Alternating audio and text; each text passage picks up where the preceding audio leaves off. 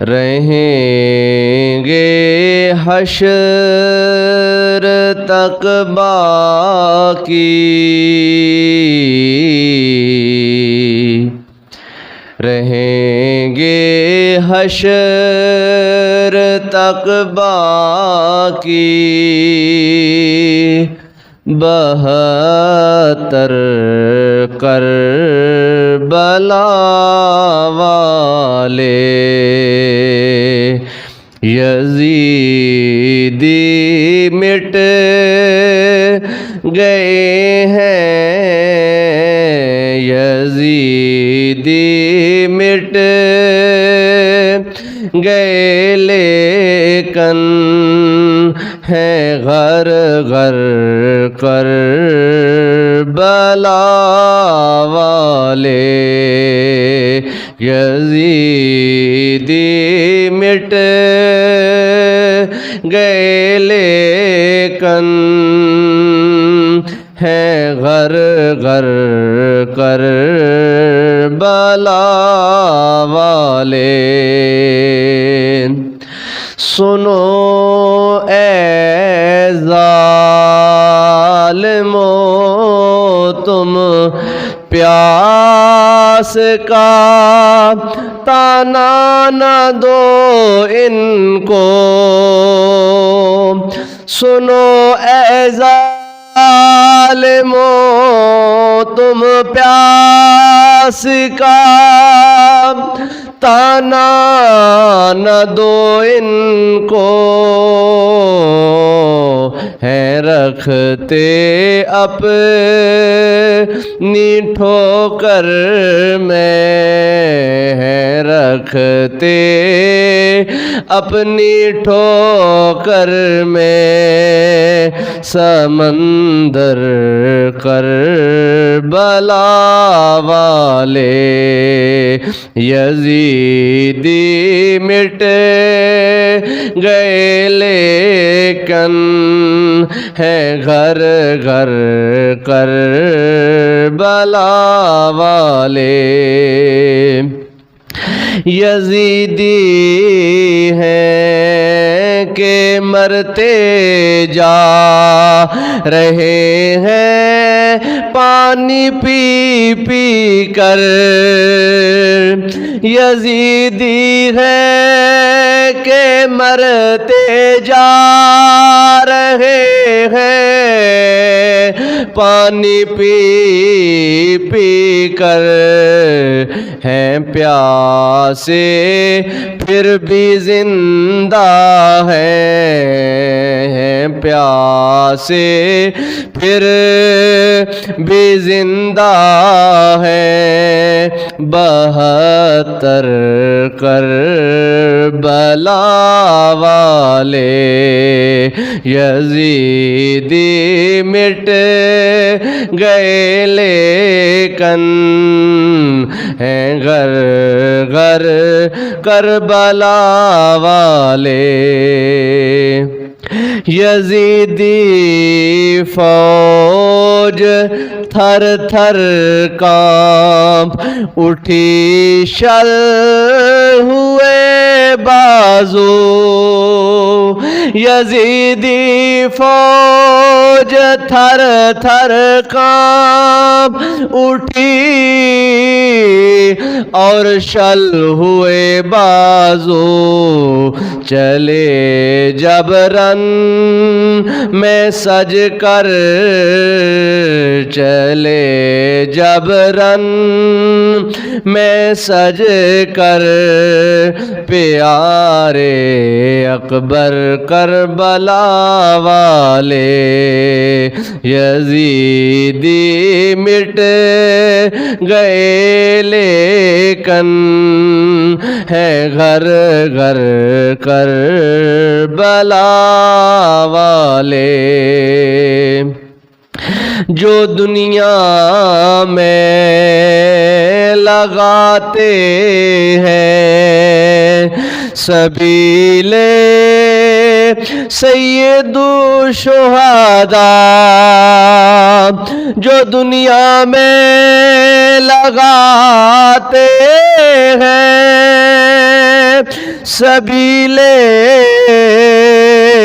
سید و شہداء پلائیں گے انہیں محشر پلائیں گے انہیں محشر میں کوثر کربلا والے یزیدی مٹ گئے لیکن ہے گھر گھر کربلا والے رہیں گے حشر تک باقی 72 کربلا والے۔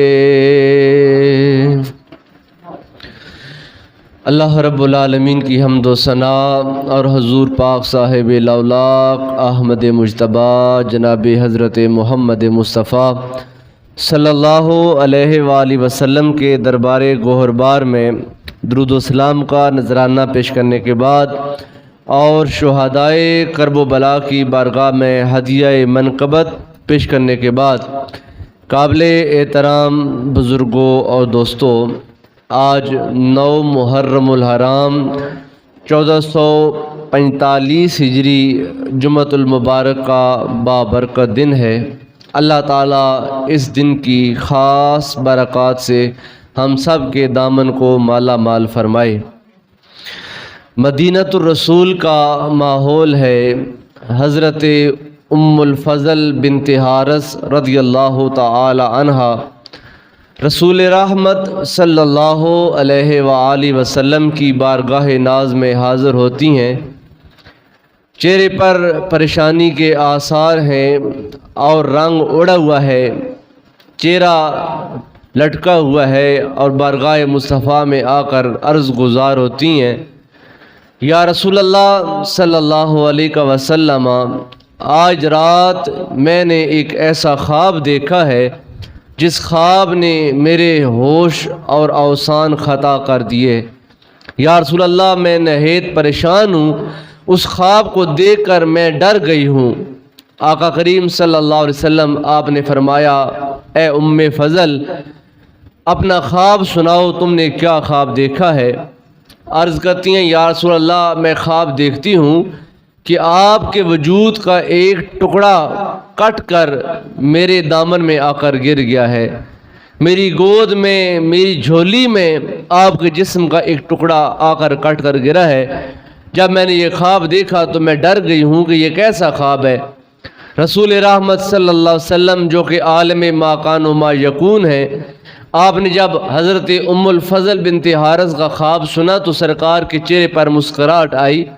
سرکار نے فرمایا، اے ام الفضل، ہر خواب ایسا نہیں ہوتا جیسے خواب میں دکھائی دیتا ہے، تمہارا خواب ایک مبارک خواب ہے۔ ان قریب اللہ تعالیٰ میری بیٹی فاطمہ کی گود میں ایک پھول جیسا بیٹا عطا فرمائے گا اور وہ بیٹا اللہ پاک تمہاری گود میں عطا فرمائے گا۔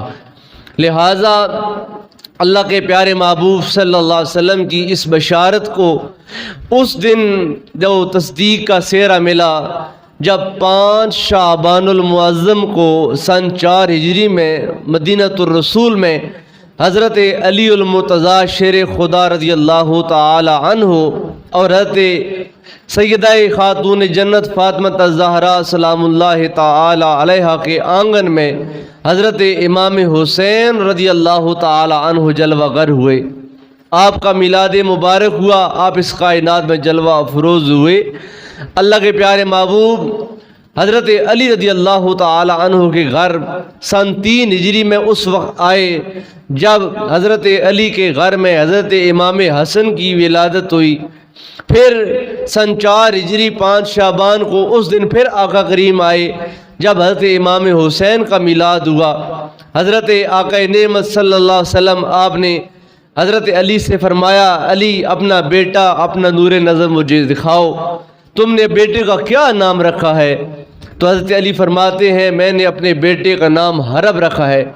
چونکہ حضرت علی رضی اللہ تعالی عنہ شیر خدا ہیں، بہادر ہیں، اسد اللہ ہیں، آپ جنگجو ہیں، تو آپ نے اپنے بیٹوں کا نام بھی ایسے ہی رکھا۔ حرب کہتے ہیں جنگجو کو، بہادر کو، جو اللہ کی رضا کے لیے، اعلائے کلمۃ الحق کے لیے اپنی تلوار کو بلند کرتا ہے۔ تو اپنے بیٹے کا نام آپ نے حرب رکھا۔ باپ جیسا نام بیٹے کا رکھتا ہے، اس نام کا بیٹے کی ذات پر، پرسنالٹی اور شخصیت پر اثر ہوتا ہے۔ جیسا اچھا نام، اس کا پھر کردار بھی ایسا ہی اچھا اور اثر بھی ایسا ہی ہوتا ہے۔ حضرت علی نے بیٹے کا نام حرب رکھا۔ جب حضرت امام حسن پیدا ہوئے تو سرکار نے فرمایا نہیں، اس کا نام حرب نہیں، اس کا نام حسن ہے۔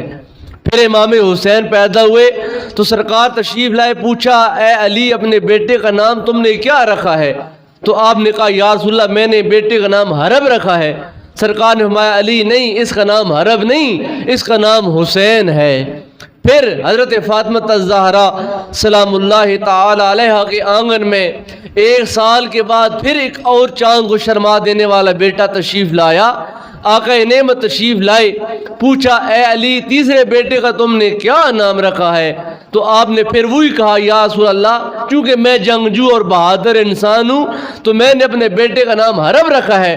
سرکار نے فرمایا نہیں علی، اس کا نام حرب نہیں، اس کا نام محسن ہے۔ پھر سرکار نے فرمایا اے علی کیا تم جانتے ہو کہ میں نے تمہارے بیٹوں کے نام حسن، حسین اور محسن کیوں رکھے ہیں؟ فرمایا میں نے ہارون علیہ السلام کے بیٹوں شبر، شبیر اور مبشر کے ناموں پر تمہارے بیٹوں کے نام حسن، حسین اور محسن رکھے ہیں۔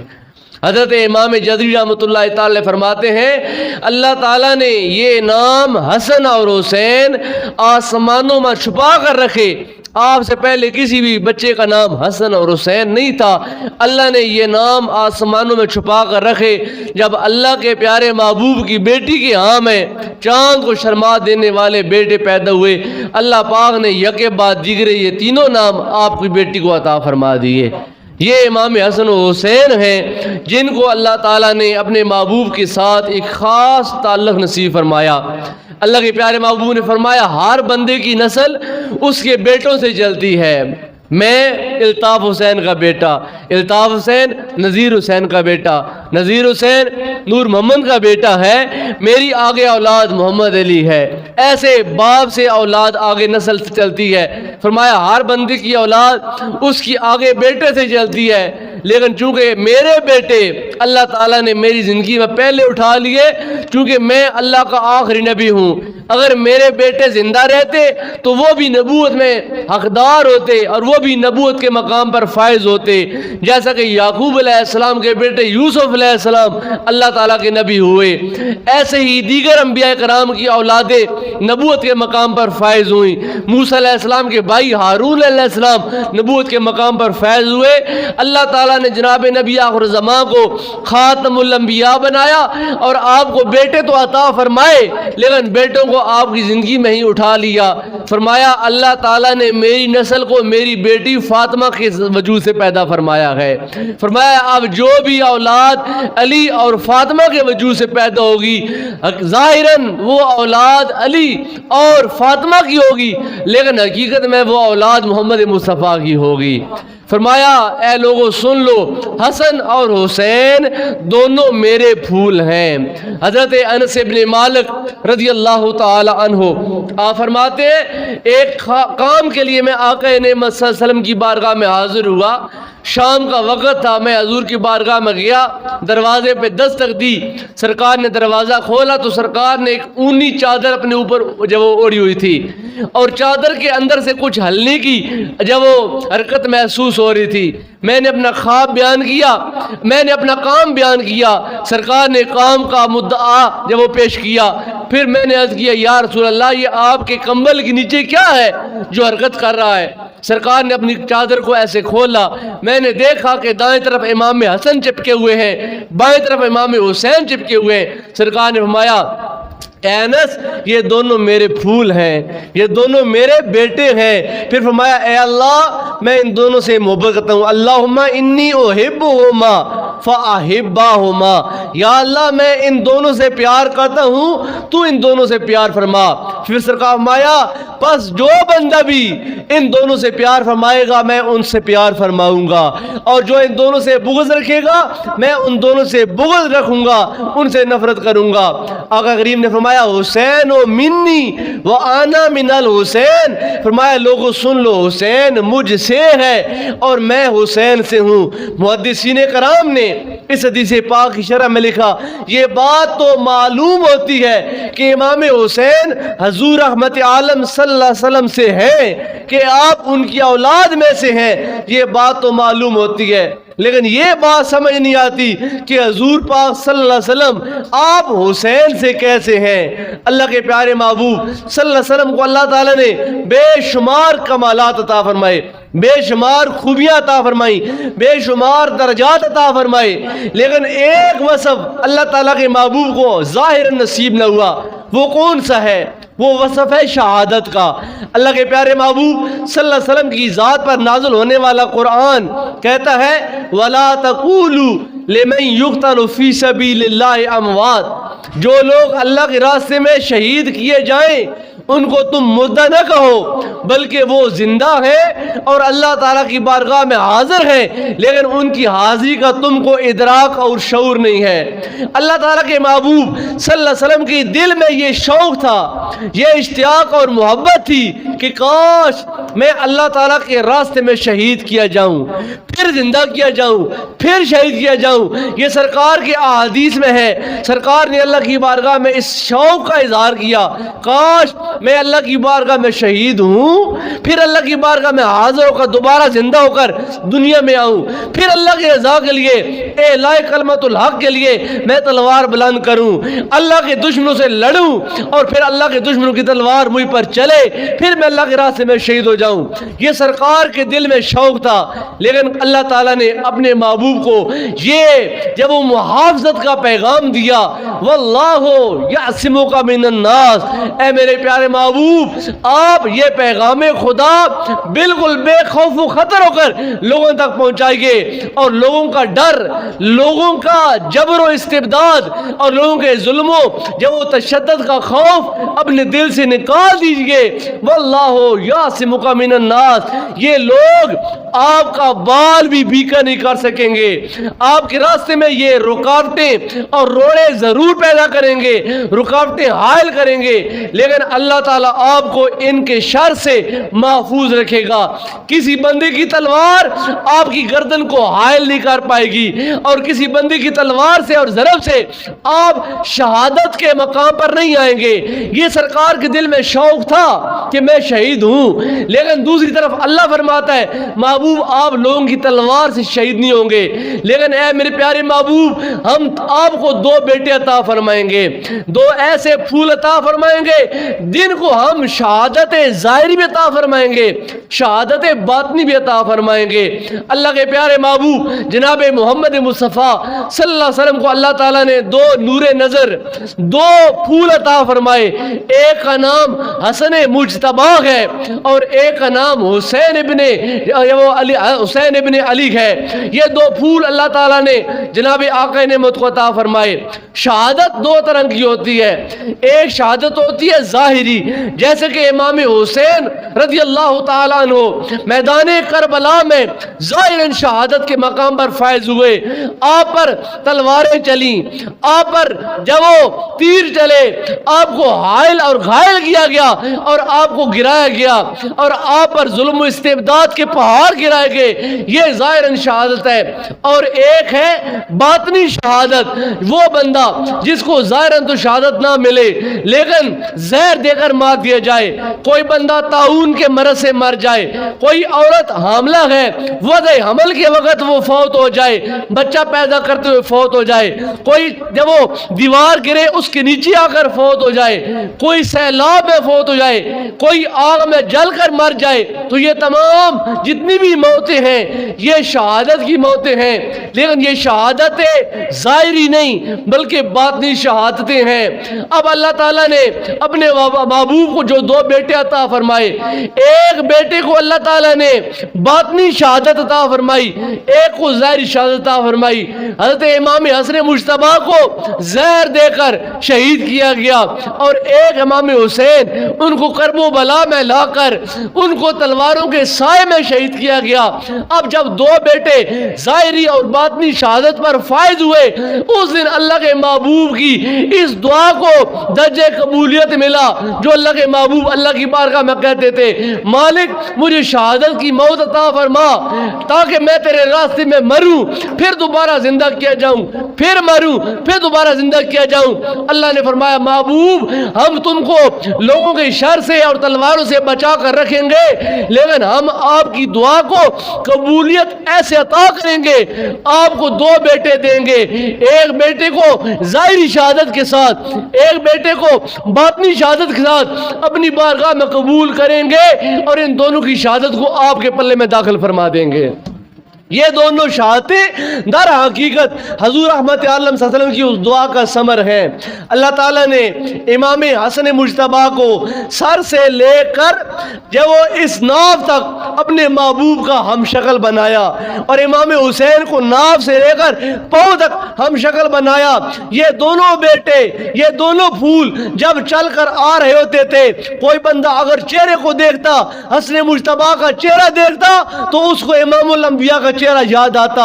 کوئی ٹانگوں کو دیکھتا، کوئی پاؤں کو دیکھتا، کوئی سرین کو دیکھتا، تو اس کو امام حسین کے روپ میں اللہ تعالیٰ کے محبوب کا دیدار ہو جاتا تھا۔ یہ درجہ کمال ان شہدائے کرب و بلا کو اللہ پاک نے نصیب فرمایا۔ یہ مہینہ ماہ محرم الحرام کا مہینہ ہے۔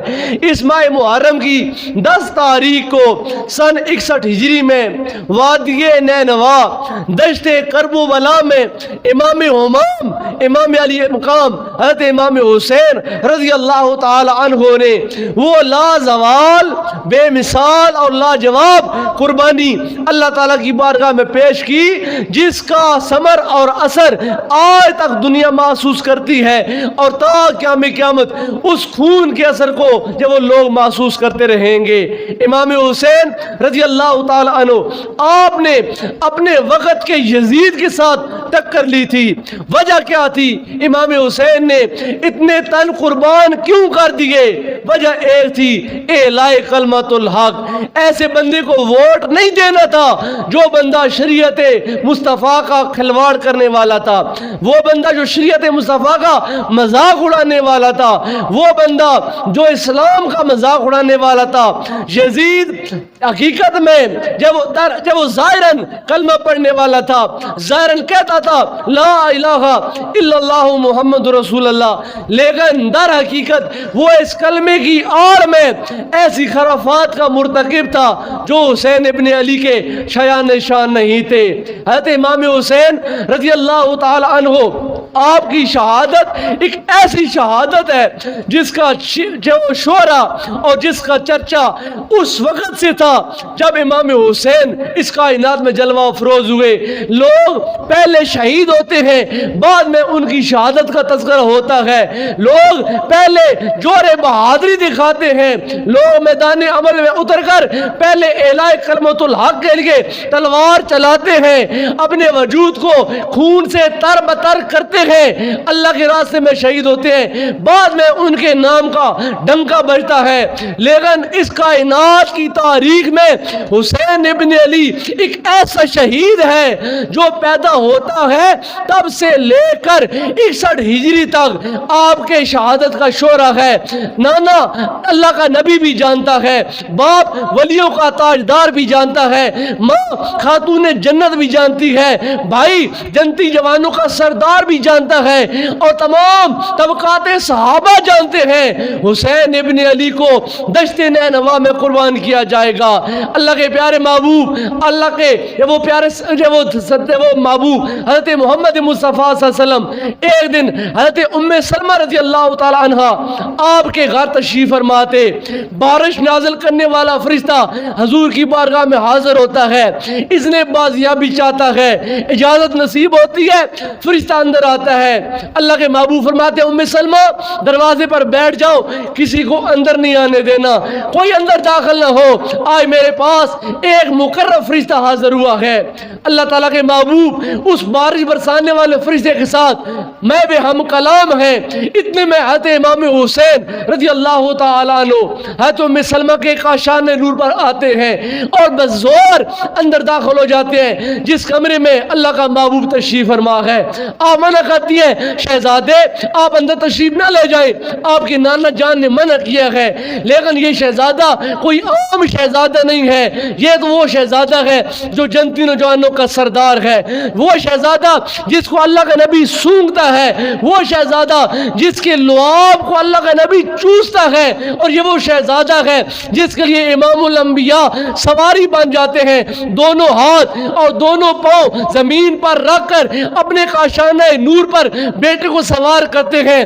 جابر بن عبداللہ دیکھتے ہیں، کہتے ہیں اے حسین ابن علی تمہاری سواری کتنی پیاری سواری ہے کہ امام الانبیاء تمہاری آج سواری بنے ہیں۔ تو اللہ کا محبوب فرماتا ہے جابر خالی سواری دیکھتے ہو، ذرا سوار تو دیکھو یہ سوار کیسا ہے۔ در حقیقت حسین کو آج اپنے اس و شانے پر سوار کر کے میں ہمت اور حوصلہ دینا چاہتا ہوں۔ حسین جب 61 ہجری میں دشت نینوا پر تجھ کو تمہاری سواری سے گرایا جائے گا تو اس وقت اس سواری کو یاد کرنا تاکہ اس سواری کا تم کو غم محسوس نہ ہو۔ یہ شہزادہ جب ام سلمہ کے کاشانہ نور پہ آتا ہے بزور دروازہ کھول کر اندر داخل ہو جاتے ہیں۔ اللہ کے محبوب کی بارگاہ میں جب آتے ہیں تو سرکار کے کاندھوں پر سوار ہو جاتے ہیں، سرکار نے کاندھوں سے اٹھایا، گود میں بٹھایا، آپ نے سرکار نے پہلے بیٹے کا ماتھا چوما، پھر رخسار چومے، پھر گلا چوما۔ فرشتہ دیکھ رہا ہے کہ اللہ کا نبی اپنے پیارے شہزادے کے ساتھ پیار کر رہا ہے۔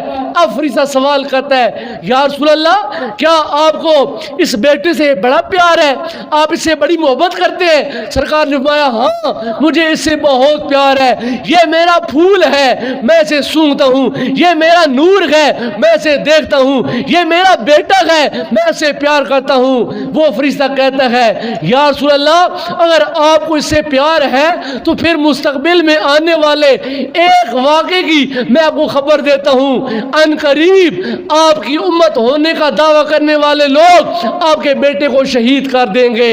اگر آپ چاہیں تو میں آپ کو اس زمین کی مٹی کا ٹکڑا دیتا ہوں جہاں پر آپ کا بیٹا شہید ہوگا۔ اس فرشتے نے ایسے اپنا ہاتھ زمین پہ مارا، مٹی کو حاضر کیا اور سرکار کی بارگاہ میں پیش کر دیا، کہا یا رسول اللہ یہ وہ مٹی ہے جو دشت نینوا کی ہے، یہ کرب و بلا کی ہے، یہ رنج اور غم والی مٹی ہے، یہ وہ مٹی ہے جس مٹی پر حسین ابن علی کا خون کیا جائے گا، جہاں پر حسین ابن علی اپنے آوان و انصار کے ساتھ اعلاء کلمت الحق کے لیے یزید سے ٹکر لے جائیں گے، سر دے دیں گے لیکن ہاتھ یزید کے ہاتھ پر نہیں دیں گے۔ یا رسول اللہ یہ مٹی سنبھال کر رکھ لیجئے۔ فرشتہ چلا گیا، ام سلمہ اندر حاضر ہوتی ہیں، حضور کی آنکھوں میں آنسو ہیں، آپ کہتی ہیں آقا میرے ماں باپ آپ پہ قربان ہو جائے، آپ کیوں رو رہے ہیں، آپ کو کس بات نے رولایا؟ تو آپ فرماتے ہیں ام سلمہ تمہیں معلوم ہے نا میرے پاس ابھی فرشتہ آیا تھا، یہ وہ فرشتہ ہے جو بارش نازل کرتا ہے، جو بارش برساتا ہے۔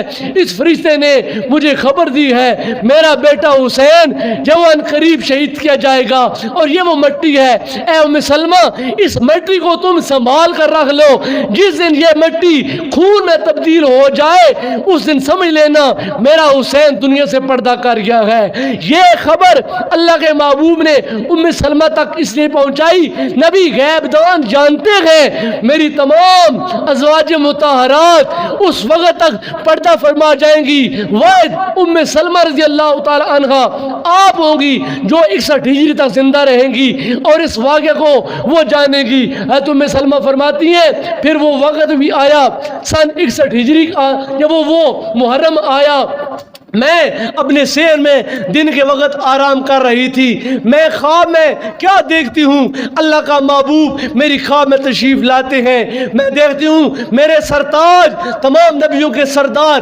بال پرا گندہ ہیں، کپڑے گندے مٹی کے ساتھ آلودہ ہو چکے ہیں، خون لگا ہوا ہے، چہرے پر افسردگی اور غم کے آثار ہیں۔ میں نے پوچھا میرے کریم، اے میرے سر کے تاج، اے اللہ کے پیارے محبوب، آپ کی ایسی حالت کیا ہوا؟ تو آپ فرماتے ہیں ام سلمہ میں مقتل حسین سے آ رہا ہوں، یہ مٹی جو تم دیکھ رہی ہو، یہ خون کے قطرات جو میرے وجود پہ دیکھ رہی ہو، یہ حسین ابن علی اور آپ کے عوان و انصار کے خون ہے۔ یہ سارا معاملہ حضرت ام سلمہ خواب میں دیکھ رہی ہیں۔ جب یہ خواب دیکھا تو جب وہ گھبرا کر بیدار ہوتی ہیں، چہرے پہ پسینہ ہے، آپ دوڑی دوڑی اندر جاتی ہیں، اس شیشی کو دیکھتی ہیں جس شیشی میں وہ مٹی سنبھال کر رکھی تھی۔ جب اس شیشی کو اٹھا کر دیکھتی ہیں، وہ شیشی تازہ خون کے ساتھ بھری ہوئی تھی۔ آپ جان جاتی ہیں یہی وہ دن ہے جس دن کی خبر آج سے کئی سال پہلے امام الانبیاء نے مجھے عطا فرمائی تھی۔ حسین ابن علی کی شہادت کوئی داستان نہیں ہے، یہ ایک عقیدہ ہے، یہ ایک ایمان ہے، یہ محض تاریخ نہیں ہے کہ جس کو تاریخ کے ساتھ بیان کیا جائے۔ امام حسین رضی اللہ تعالی عنہ آپ حقیقت میں شہید ہوئے، لیکن آپ اپنی شہادت کے وقت آپ نے قرآن پاک کو اپنا دستور حیات بنایا، بے صبری اور ناشکری اپنے قریب تک نہیں آنے دی۔ قرآن کہتا ہے یا ایھا الذین آمنوا استعینوا بالصبر والصلاۃ، اے ایماندار لوگو، جب تم پر غم کے پہاڑ گر جائے، جب تم پر پریشانی کے پہاڑ گر جائے اور تم بے شمار پریشانیوں کے سیلاب میں پھنس جاؤ، تو تمہارے پاس اس سے نجات پانے کا ایک ہی راستہ ہے، استعینوا بالصبر والصلاۃ، پہاڑ کے یا وہ صبر کے کوئی گرام بن جاؤ اور نماز کے لیے اپنا سر خدا کی بارگاہ میں جھکا دو۔ اللہ کا محبوب جب اس کائنات سے پردہ فرما رہا تھا، اپنی امت کو اپنا آخری پیغام دے رہا تھا، تو اللہ کے محبوب نے فرمایا لوگو، مجھے خدا نے ایک خاص مشن کے لیے اس کائنات میں مبعوث کیا، اور الیوم اکملت لکم دینکم یہ آیت نازل ہوئی تو میرا دین مکمل ہو گیا، میرا مشن اور میرا ٹارگٹ اچیو ہو گیا۔ اب میں دنیا سے پردہ کر رہا ہوں، لیکن میں تم کو دو چیزیں دے کر جاتا ہوں، میری طرف سے تمہارے تحفہ ہے، گفٹ ہے۔ اے میرے پیارے کلمہ پڑھنے والوں، انی تارکم فیکم الثقلین، ثقلین کہتے ہیں بھاری چیز کو، اہمیت کے لحاظ سے، فضیلت کے لحاظ سے، مقام و مرتبہ کے لحاظ سے جو بہت اہم اور فضیلت والی چیز، اسے ثقلین کہتے ہیں۔ سرکار فرمایا میں تو جا رہا ہوں، لیکن میں تم کو دو چیزیں دے کر جا رہا ہوں، ان میں سے ہر چیز دوسری چیز سے افضل ہے، ایک چیز دوسری چیز پہلے سے افضل ہے، یعنی دونوں افضل چیزیں ہیں۔ فرمایا ان میں سے پہلی چیز کیا ہے؟ فرمایا کتاب اللہ، اللہ کا کلام ہے، اللہ کا قرآن ہے۔ فرمایا کتاب اللہ، اور یہ کیا ہے؟ حبل ممدود من السماء الی الارض، یہ اللہ تعالیٰ کی ایک ایسی رسی ہے جس کا ایک سرا خدا کے ہاتھ میں اور ایک سرا امت مصطفیٰ کے ہاتھ میں۔ فرمایا جو بندہ قرآن کو اپنے سینے سے لگائے گا، جو بندہ اس دستور حیات کو اپنے سینے سے لگائے گا، قرآن کے احکامات کے مطابق جو عمل کرے گا وہ نجات پائے گا۔ جو قرآن کو منہ موڑے گا، وہ لاکھ عبادات کر لے، اس کی عبادات اسے خدا کے عذاب سے نہیں بچا پائیں گی۔ فرمایا ایک اللہ کا کلام ہے، اور دوسرا وَإِطْرَتِي أَهْلُ بَيْتِي، دوسرے میری عطرت ہے، میرا خاندان ہے، میرا کنبہ ہے، میرا قبیلہ ہے، میری اہل بیت ہے۔ پھر سرکار نے فرمایا سن لو، میں تم کو جو دو چیزیں دے کر جا رہا ہوں ان کا آپس میں تعلق کیا ہے؟ فرمایا لَن يَتَفَرَّقَا، یہ دونوں جدا نہیں ہوں گے۔ جہاں پر قرآن ہوگا وہاں پر اہل بیت ہوں گے، جہاں پر اہل بیت ہوں گے وہاں پر قرآن ہوگا۔ قرآن یہ تھیوری ہے اور اہل بیت پریکٹیکل قرآن کا عمل کر کے تم کو دکھائیں گے۔ قرآن جو کہتا جائے گا اہل بیت ایسا کر کے تم کو دکھائیں گے۔ فرمایا لن یتفرقا، یہ جدا نہیں ہوں گے، حتی یردا علی الحوض، یہاں تک کہ قرآن اور آل محمد مل کر کل قیامت کے دن حوض کوثر پر میری ملاقات کریں گے۔ پھر سرکار مایا فانظروا، تم خوب غور سے دیکھ لینا کہ تم ان دونوں کے ساتھ کیسا سلوک کرتے ہو، قرآن کے ساتھ اور آل محمد کے ساتھ تمہارا کیسا تعلق ہے۔ یہ بات جان لو، نجات وہی پائیں گے، کامیاب وہی ہوں گے جو قرآن کو اور آل محمد کو اپنے سینے کے ساتھ لگا لیں گے۔ اب قرآن کا یہ تعلق اور کمبینیشن اللہ کے محبوب نے بڑے صاف الفاظ میں بیان کیا۔ اب جب امام حمام پہنچے دشت کرب و بلا میں، سن 61 ہجری ہے، کبھی بھی تاریخ پر یہ آپ توکل نہ کیجیے گا اور تاریخ کی بات کو کبھی بھی مت مانیے گا جو تاریخ کہتی ہے حسین ابن علی وہاں پر بے صبرے پڑ گئے تھے، اور کبھی بھی ایسی تاریخ کو نہ مانیے گا جو تاریخ یہ بتائے کہ وہاں پر پردہ دار امہات اور پردہ دار آل محمد کی خواتین پاک دامن بیویوں پر یزید کے اور یزیدیوں کے جو وہ تھپڑ پڑے تھے ان کے غریبان کو دوچا گیا اور ان کے پردوں کو شک کیا گیا اور ان کے سر سے چادریں اتاری گئیں۔ یہ مستند روایت آپ پہلے کئی بار سن چکے ہیں۔ اللہ تعالیٰ کے محبوب صلی اللہ علیہ وسلم کی بارگاہ میں صحابہ حاضر ہوتے ہیں، رات کا سماں ہے، رات طویل ہو جاتی ہے، آگر کہتے ہیں یا رسول اللہ کیا قیامت آ گئی ہے، رات ختم ہونے کا نام لے رہی۔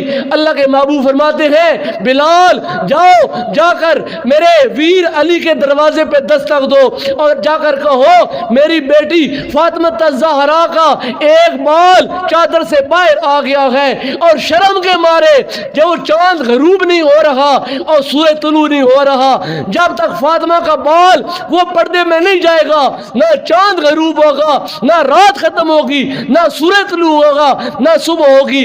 وہ فاطمہ الزہرا جس کا ایک بال ننگا ہو جائے تو رات جاتی نہیں، دن آتا نہیں، اس فاطمہ الزہرا کی بیٹیوں کو بے حجاب کیا جائے، اس فاطمہ الزہرا کی بیٹیوں کی چادروں کو نوچا جائے، اس فاطمہ الزہرا کی بیٹیوں کے کانوں سے زیور نوچے جائے اور خون کے فوارے آئیں، اس فاطمہ الزہرا کی بیٹیوں کو تھپڑ مار جائیں۔ ارے زمین پھٹ کیوں نہ گئی، قیامت آ کیوں نہ گئی، آسمان پھٹ کیوں نہ گیا؟ حاشا وکلا، ہم ایسی بیہودہ تاریخ کو نہیں مانتے۔ دین کی اساس 4 چیزیں ہیں، اگر دین لینا ہو ان 4 چیزوں سے لو۔ ایک قرآن ہے، ایک حدیث ہے، ایک وہ اجماع صحابہ ہے، ایک اقوال امت۔ فرمایا یہ 4 چیزیں قرآن، حدیث اور اقوال صحابہ اور اجماع امت، یہ 4 چیزیں یہ بنیادی طور پر دین کی اساس ہے۔ اگر دین لینا ہو تو ان 4 جگہوں سے لینا۔ تاریخ اگر قرآن کے مطابق ہو قبول کر لو، تاریخ اگر حدیث کے مطابق ہو قبول کر لو، تاریخ اگر صحابہ کرام کے اقوال و افعال کے مطابق ہو قبول کر لو، تاریخ اگر اجماع امت کے موافق اور مطابق ہو قبول کر لو۔ لیکن اگر یہ 4 چیزیں اور کہیں، تاریخ اور کہے، اس تاریخ کو اٹھا کر کوڑا دان میں پھینک دو اور کہو ہم وہ بات مانیں گے جو قرآن کہتا ہے، نبی کا فرمان کہتا ہے۔ ہم تو اہل سنت ہیں، ہمارا دین، ہماری شریعت تاریخ کے تابع نہیں ہے۔ تاریخ نے یہ کہا، تاریخ نے وہ کہا۔ تاریخ لکھنے والے کون ہیں؟ تاریخ لکھنے والے ہماری طرح کے انسان ہیں، وہ کوئی بڑے یعنی کہ اللہ کے ایسے ولی نہیں تھے جنہوں نے تاریخ کو لکھا۔ اور تاریخ لکھی کب گئی تھی؟ اس تاریخ کی تاریخ کو جانیے۔ کربلا کا واقعہ کب ہوا؟ سن 61 ہجری میں۔ اور کربلا کے واقعہ کو سنی عالم دین ہو یا شیعہ عالم دین ہو، میں ممبر رسول پر بیٹھ کر بڑے وثوق سے سامنے مووی بن رہی ہے کہہ رہا ہوں یہ ساری فرضی داستان ہے، اس کا حقیقت سے کوئی تعلق نہیں۔ اقبال کہتا ہے کہ یہ تمام یعنی کہ 2 داستان کربلا ہے، اس کو اس نیج میں بیان کیا گیا کہ شہادت خرافات میں کھو گئی۔ یہ تمام شہادت جو ہے اس کو خرافات کی نظر کیا گیا، افراط و تفرید کا جو وہ سمندر ایسا بہایا بنایا گیا کہ لوگوں کو بس رلانے کا ایک سبب شہادت بنا دیا گیا۔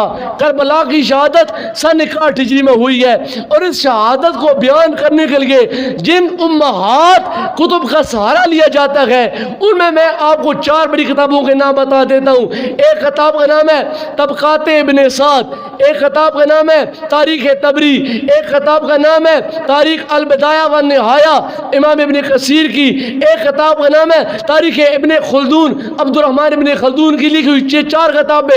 ان تاریخ کی کتابوں کو چوٹی کی کتابیں مانا جاتا ہے۔ میں بس آخری 2 منٹوں میں اپنی گفتگو ختم کرتا ہوں یہ بات سمجھا کر۔ تاریخ کربلا کے واقعے کو بیان کرتی ہے، اسی تاریخ کو پڑھ کر ہمارے اہل سنت کے علماء اور اہل تشیع کے علماء اس شہادت کو بیان کرتے ہیں۔ تاریخ یہ شہادت کربلا قرآن میں نہیں آئی ہے، شہادت کربلا کا واقعہ حدیث میں نہیں آیا، شہادت کربلا کا واقعہ یہ صحابہ کرام نے بھی نہیں بیان فرمایا۔ وجہ کیا ہے؟ کربلا کے مارکے میں امت کا اس بات پر اتفاق ہے کہ جب 2 لشکر آمنے سامنے آئے، ایک حسین بن علی کا لشکر ہے، ٹکرائے، جنگ ختم ہوئی، تو اس کے بعد جو رزلٹ نکلا وہ یہ کہ اس قافلے میں 2 مرد زندہ بچے تھے۔ ایک کا نام حضرت علی اوس ہے جس کو دنیا بعد میں حضرت سجاد کے نام سے جانتی تھی، جس کو دنیا بعد میں امام زین العابدین کے نام سے جانتی تھی، ان کا نام حضرت علی اوس ہے۔ اور ایک حضرت امام حسن کے بیٹے حضرت حسن مصنع ہیں، یہ زندہ بچے تھے، یہ پریکٹیکلی میدان کربلا میں اترے تھے۔ انہوں نے وہ یزیدیوں کو طے کر کے جہنم واصل کیا، خود زخمی ہوئے، ان کے نانکے خاندان کے لوگ اس طرف تھے، انہوں نے آپ کو زخمی حالت میں میدان سے اٹھایا، ایک طرف کر دیا اور ان کو مرہم پٹی کی، یہ بعد میں زندہ سلامت بچ کر واپس آ گئے تھے۔ ایک امام حسین کے بیٹے حضرت زین العابدین، یہ 2 مرد اور باقی تمام تر جو وہ پاک دامن خواتین یہ بچی ہیں۔ کوئی اور بندہ اس کربلا کے واقعے کو دیکھنے والا نہیں ہے۔ اس طرف یہ پاک لوگ ہیں اور اس طرف ناپاک لوگ ہیں، یزید اور یزید کے تمام حواری اور یزید کا نعرہ لگانے والے لوگ ہیں۔ اب میں آپ سے سوال کرتا ہوں، یہ واقعہ کربلا کس نے روایت کیا، کس نے بیان کیا کہ جب وہ کتاب لکھنے والا لکھ رہا ہے کہ حضرت علی اکبر نکلے، انہوں نے ایسے تلوار نکالی، پھر انہوں نے ایسے تلوار چلائی، پھر امام حسین نے علی اصغر کو اٹھایا اور ایسے اٹھا کر کہا، او یزیدیو تمہارا دشمنی میرے ساتھ ہے، اس بچے کے ساتھ کیا ہے، اس کو تو پانی دے دو۔ یہ علی اصغر کوئی عام بچہ نہیں تھا، اگر امام حسین چاہتے ایک ہاتھ یا پاؤں زمین پر مارتے، نار فرات اپنا منہ موڑ کر ادھر آ جاتی۔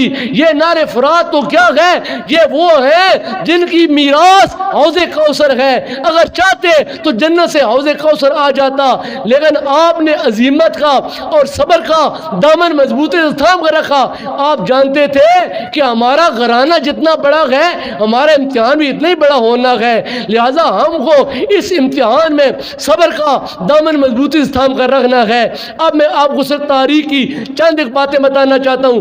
61 ہجری میں 61 ہجری میں یہ کربلا کا واقعہ ہوا۔ اب جو طبقات ابن سعد ہے یہ تاریخ کی پہلی کتاب ہے، یہ کتاب لکھنے والا بندہ سن 230 ہجری میں پیدا ہوا ہے، 61 ہجری کا واقعہ ہے، اور جو کتاب لکھ رہا ہے، جس کی کتاب کو پڑھ کر ممبر پر آنے والا کربلا کا واقعہ بیان کر رہا ہے، یہ بندہ خود 230 ہجری میں پیدا ہوا، کتاب نے لکھی، کم از کم تو 20 سال کے بعد اس نے کتاب کو لکھنا شروع کیا ہوگا، یعنی 250 ہجری میں 61 ہجری کا واقعہ کم از کم 190 یا 200 سال کے بعد بیان کیا جا رہا ہے۔ اور جب واقعہ بیان کیا جا رہا ہے تو اس میں کوئی سند نہیں ہے کہ میں نے فلاں سے سنا، اس نے فلاں سے سنا، اس نے فلاں سے سنا، اس نے فلاں سے سنا کہ کربلا کا واقعہ ایسے ہوا۔ اور تاریخ کی کسی کتاب کو اٹھا کر پڑھ لے، آپ کو کوئی ایک واقعہ بھی ایسے نہیں ملے گا کہ جس کے راوی حضرت امام حسین کے بیٹے زین العابدین ہوں گے، جس کے راوی پاک دامن بیوی ہوں گی، جس کے راوی حسن مصنع ہوں گے، کوئی ایک واقعہ بھی آپ کو ایسا نہیں ملے گا۔ اب دوسری تاریخ البدایہ والنہایہ، امام ابن کثیر اس کے راوی ہیں، لکھنے والے ہیں، یہ 701 ہجری میں پیدا ہوئے۔ تاریخ طبری علامہ ابن جریر طبری کی ہے، یہ 310 ہجری میں پیدا ہوئے ہیں۔ علامہ ابن خلدون کی تاریخ ابن خلدون، یہ 732 ہجری میں پیدا ہوئے۔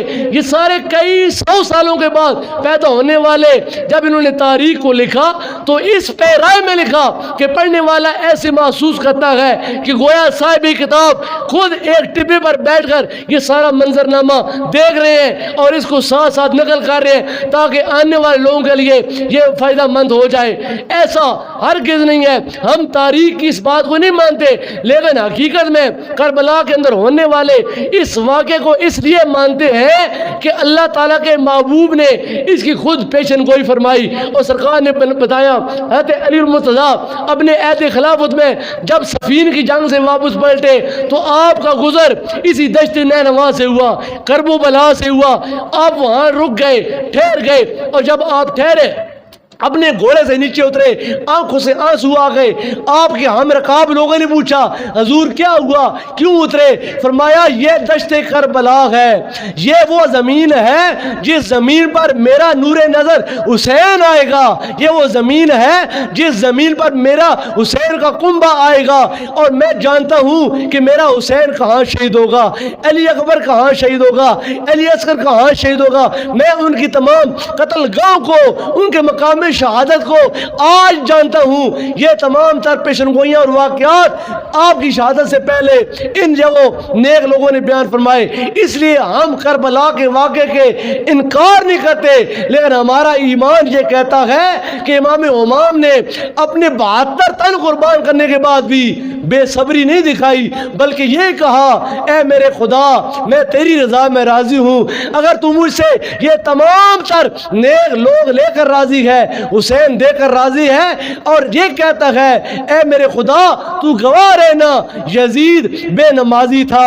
میں بے نمازی نہیں ہوں، یزید شراب نوشی کرنے والا تھا، میں شراب نہیں پینے والا، یزید بے نمازی تھا، میں نمازیں پڑھنے والا ہوں، یزید کتوں کے اور بٹیروں کے اور مرغوں کے جب وہ لڑائیاں کروانے والا تھا، اور میں ایسا نہیں ہوں، وہ دین کا مذاق اڑانے والا تھا اور میں ایسا نہیں ہوں، اور قطعاً میری یہ بات روا نہیں تھی کہ میرے سامنے یزید یہ کام کرے اور پھر حسین اس کے ہاتھ پر ہاتھ دے دے۔ اس لیے آپ نے فرمایا کہ اے میرے خدایا میں نے اپنا سر دے دیا لیکن اپنا ہاتھ اس ظالم کے ہاتھ میں نہیں دیا۔ امام امام امام علی مقام آپ نے اپنی لازوال قربانی دے کر اسلام کو ایک نئی زندگی عطا فرمائی۔ اللہ تعالیٰ آپ کی اس قربانی کو دوام نصیب فرمائے، اور جس مقصد کے لیے آپ نے قربانی دی اور جس مطلب کے لیے آپ نے قربانی دی، ہم کو بھی اس مطلب کو پیش نظر رکھنا چاہیے اور اپنے کردار کو ہم کو دیکھنا چاہیے۔ ہمارا کردار حسین ابن علی والا ہے، یہ یزید والا ہے۔ حسین نماز پڑھتا ہے اور نماز سے محبت کا حال یہ ہے جب 72 تن قربان کر دیے، سورج ڈال رہا تھا، شمر آپ کے جب سینے پر سوار تھا تو آپ نے کہا ظالم ہٹ جا، یہ آخری وقت ہے، میں یہ آخری وقت بھی اپنا سر خدا کی بارگاہ میں جھکانا چاہتا ہوں۔ حسین نے نماز سے پیار کی، ہمیں نماز سے پیار کرنی ہے۔ حسین نے قرآن سے پیار کیا، ہمیں قرآن سے پیار کرنا ہے۔ اگر ہم کو ان ضروریات دین سے محبت ہے، ہمارا اعلان اور ہمارا دعویٰ اور ہمارا نعرہ حسینیت زندہ باد یہ سچا ہے، لیکن اگر ہمارا کردار یزید والا ہو اور نعرہ حسین والا ہو، یہ کھلا تضاد اور کھلی منافقت ہے۔ اللہ پاک ہم سب کو مشن حسین کو زندہ کرنے کی توفیق عطا فرمائے۔